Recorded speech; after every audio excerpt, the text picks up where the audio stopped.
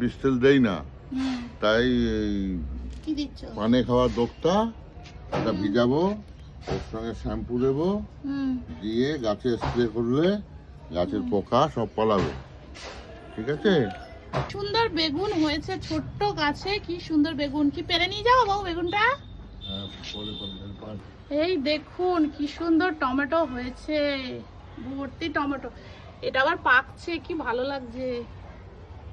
এই দেখুন মটরশুঁটি গাছে এট লাস্ট মটরশুঁটি হয়েছে, এখানেও হচ্ছে, কি দারুণ লাগছে।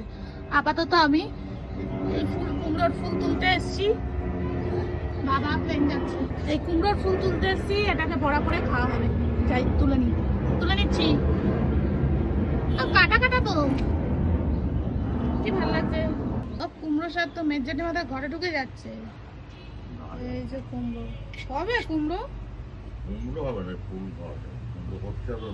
আজকে হলো সানডে, আর আমি দেখতে পাচ্ছি কোনো মাংস নেই।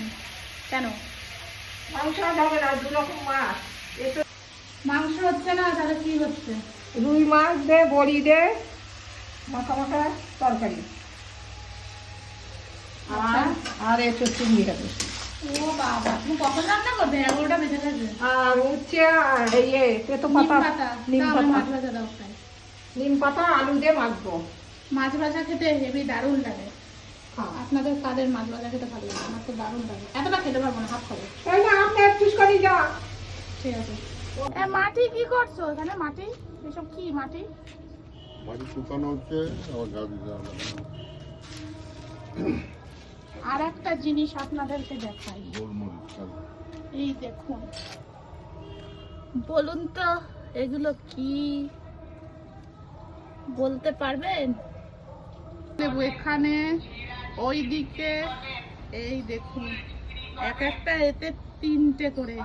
এই দেখুন সব ফুলই তো ভরে গেছে। এই দেখুন, বলো।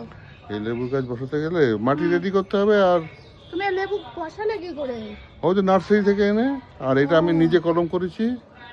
এটা নিজে কলম করেছি বাড়িতে, করে এটা লাগিয়ে। দেখাবে একদিন? হ্যাঁ, কলম করা দেখাবো। এবছর আবার কলম করবো তো।